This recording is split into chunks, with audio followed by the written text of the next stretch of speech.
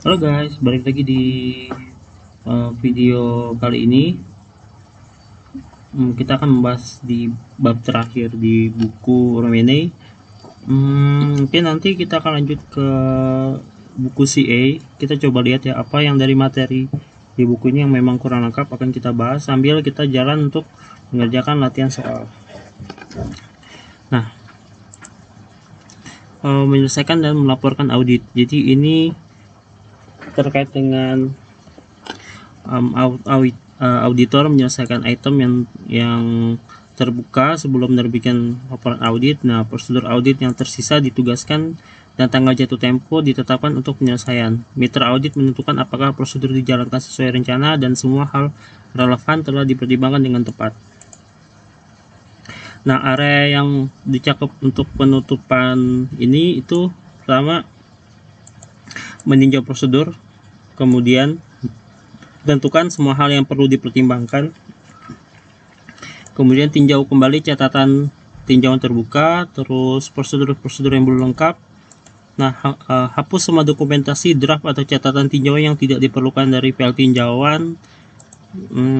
Nanti ada kita lihat di persyaratan International Standard Audit 330 itu untuk audit multikolasi dapatkan dokumen dari auditor lain sesuai kebutuhan atau hapus dokumen yang tidak diperlukan untuk mendukung opini, termasuk pertimbangan tingkat materialitas yang digunakan dalam audit. Nah, apakah masih sesuai dengan faktor atau kondisi saat yang ditemukan saat audit, misalnya ada perubahan dalam hasil operasi yang diantisipasi dan lain-lain. Kita juga mempertimbangkan penilaian pengendalian internal pada tingkat entitas dan risiko kecurangan berdasarkan hasil pengujian pengendalian. Kemudian tinjau kembali dokumentasi perencanaan untuk menentukan apakah semua hal dalam rencana telah ditangani. Kemudian kita melakukan prosedur selanjutnya, yaitu mengidentifikasi peristiwa dan lain-lain. Kemudian laporan tahunan entitas untuk mempertimbangkan apakah ada inkonsistensi material, ya. Nanti juga auditor harus memutuskan apakah ada cukup sesuai bukti audit yang mendukung opini, ya, mempertimbangkan salah saji material, tanggapan manajemen dan lain-lain. Nah, nanti auditor juga mengevaluasi bukti audit untuk memutuskan apakah penilaian risiko salah saji material ini pada tingkat asersi itu sudah tepat atau dan bukti yang cukup, ya. Jadi ada dua, ya. Selain mengukur penilaian risiko salah saji, juga melihat dari bukti yang cukup. Kemudian tim audit juga membahas kemajuan selama penugasan, memodifikasi prosedur, kemudian jika ditemukan kesalahan penyajian atau penyimpangan pengendalian dalam prosedur yang direncanakan dipertimbangkan, nah, kita harus melihat alasan kesalahan penyajian dan dampak penilaian risiko dan prosedur terencana lainnya. Misalkan, apakah perlu modifikasi atau melakukan prosedur audit lebih lanjut, ya. Kita perlu melihat dari materialitasnya. Bahkan perlu merevisi karena biasanya ada informasi baru, misalkan klien memperoleh pinjaman baru atau perjanjian utang yang lebih ketat, kemudian ada perubahan pemahaman auditor terhadap entitas dan operasinya, atau ada keadaan baru.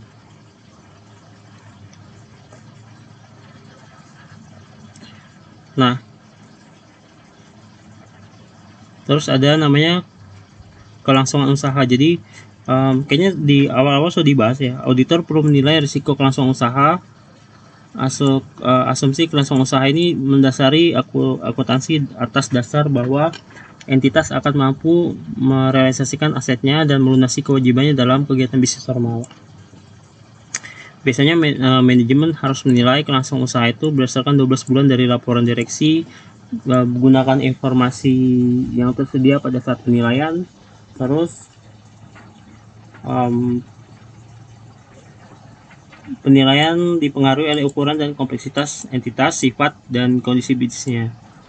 Nah, risiko usaha ini biasanya dapat mempengaruhi opini audit. Auditor akan mempertimbangkan kewajaran penilaian manajemen atas kelangsungan usaha dan apakah pengungkapan diperlukan dalam laporan keuangan.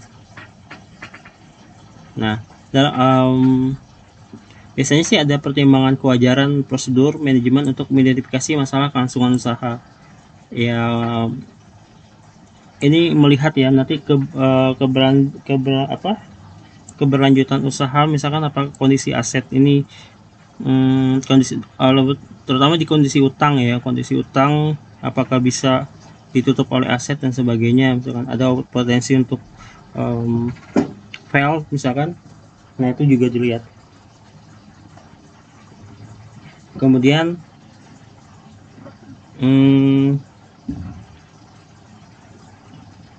ketika penggunaan salah kondisi konvensional sudah tepat tetapi terdapat ketidakpastian material terkait dengan peristiwa atau kondisi yang dapat menimbulkan keraguan atas kemampuan entitas, maka ini bisa masuknya ke opini tanpa pengecualian.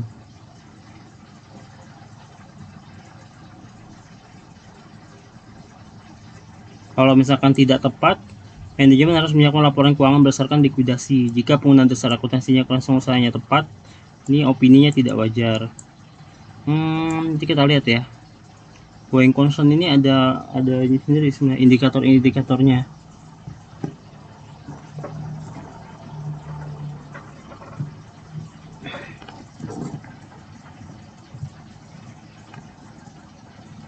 Terus, nah kejadian selanjutnya, jadi laporan keuangan itu didasarkan pada kejadian-kejadian sampai dengan dan kondisi yang ada pada akhir tahun. Jadi 3 tanggal penting itu biasanya tanggal laporan keuangan disetujui, terus tanggal laporan keuangan dirilis ke publik. Nah ada peristiwa selanjutnya, yaitu peristiwa yang terjadi antara akhir tahun dan tanggal laporan auditor, dan fakta yang ditemukan setelah tanggal laporan auditor. Ini ada di standar akuntansi keuangan ya. Jadi peristiwa setelah periode pelaporan biasanya dari tanggal cut off tutup buku sampai dengan nanti tanggal laporan diotorisasi. Nah auditor dia harus meninjau apakah ada peristiwa yang dapat mempengaruhinya gitu. Nanti keputusannya apakah perlu penyesuaian atau tidak, kita harus melihat aturan-aturannya. Jadi ada beberapa yang perlu penyesuaian, misalkan jika terdapat materialitas, contohnya misalkan ada kebangkrutan pelanggan setelah akhir tahun, atau jumlah yang diterima klaim asuransi dalam negosiasi akhir tahun, atau penurunan hasil operasi yang berarti langsung usaha tidak sesuai. Nah tapi ada juga peristiwa yang nggak perlu disesuaikan, misalkan contoh ada kerugian aset yang tidak diasuransikan karena kebakaran, banjir. Kemudian ada pembelian bisnis, penerbitan saham, ini nggak perlu penyesuaian. Ini nanti relate sebenarnya dengan SHK ya, standar akuntansi keuangan. Kemudian ada tanggung jawab auditor untuk kedua jenis. Jadi sebelum menandatangani laporan audit, auditor itu menyelesaikan prosedur untuk mengidentifikasi setiap peristiwa pasca akhir tahun. Dan setelah menandatangani laporan audit, jika auditor mengetahui suatu fakta yang secara material dapat mempengaruhi laporan keuangan, jadi kalau ada kejadian yang sifatnya material, nanti mereka akan mempertimbangkan apakah laporan keuangan perlu diubah, didiskusikan dengan klien. Ambil tindakan yang sesuai dengan keadaan sebelum menerbitkan laporan keuangan. Jika klien tidak akan menyesuaikan laporan keuangan padahal auditor yakin laporan itu harus diubah, maka pertimbangkan untuk menerbitkan opini wajar dengan pengecualian. Jadi misalkan harusnya ini perlu disesuaikan nih, ada peristiwa menurut standar akuntansi ini perlu disesuaikan. Nah tapi si klien ini nggak mau menyesuaikannya, maka nanti opini yang diterbitkan itu opini dengan pengecualian atau opini tidak wajar. Jika laporan keuangan diterbitkan, auditor dapat menarik laporan audit, mencegah ketergantungan pada laporan tersebut. Jadi kalau sudah terlanjur diterbitkan ya. Nah, prosedur audit. Jadi auditor hanya memperhatikan peristiwa yang penting setelah tanggal neraca yang mungkin perlu penyesuaian dan sebagainya. Nah, ini ada terkait dengan kesalahan pernyataan yang disebabkan oleh kesalahan ataupun penipuan. Jadi faktor yang perlu dipertimbangkan ketika mengevaluasi yaitu signifikansi elemen laporan keuangan yang dipengaruhi oleh salah saji, terus pentingnya salah saji relatif terhadap kebutuhan pengguna, terus dampak salah sajinya, terus salah saji tahun berjalan. Nanti auditor akan menyiapkan jadwal perbedaan yang belum dikoreksi untuk menilai dampak keseluruhan. Nah, salah saji tahun sebelumnya ya mungkin tidak material pada tahun sebelumnya, bisa jadi menjadi material pada tahun ini. Ya misalkan ada mereka meremehkan hutang tahun lalu karena kesalahan memotong utang pada tahun ini contohnya. Nah, terakhir adalah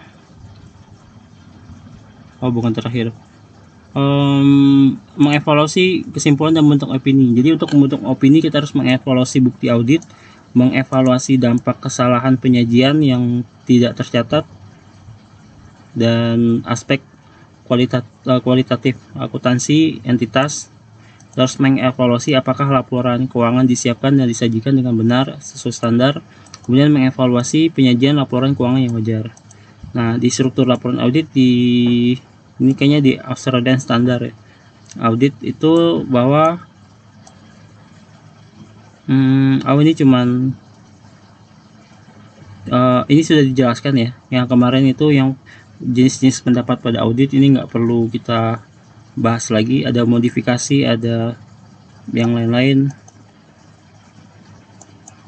Termasuk ini juga untuk kelangsungan usaha. Ini nanti dia ada opini auditnya, biasanya akan opini audit tanpa pengecualian.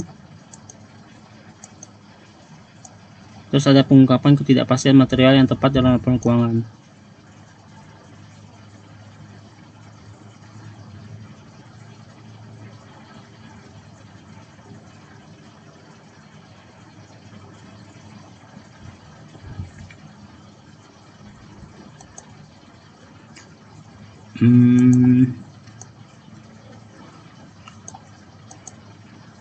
Ini ada yang baru nggak ya?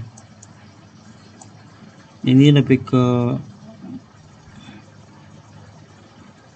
opini audit ya. Kayaknya ini sudah kita bahas di chapter sebelumnya. Ketidakmampuan untuk meraih bukti audit yang cukup dan ketat ini bisa dijadikan disebabkan oleh ketidakmampuan auditor dalam melaksanakan prosedur dan atau pengenaan oleh entitas. Ini contoh-contoh misalkan qualified audit opinion. Kalau ini qualified audit opinion bedanya apa ya?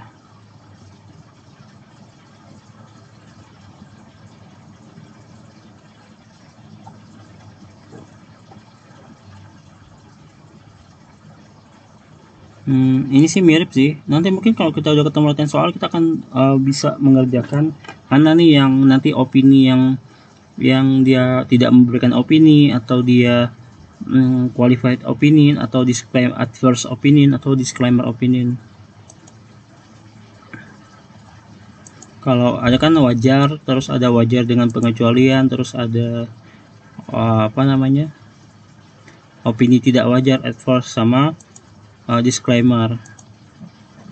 Nah, hal-hal yang penting harus diaudit itu hanya diperlukan untuk entitas yang terdaftar biasanya,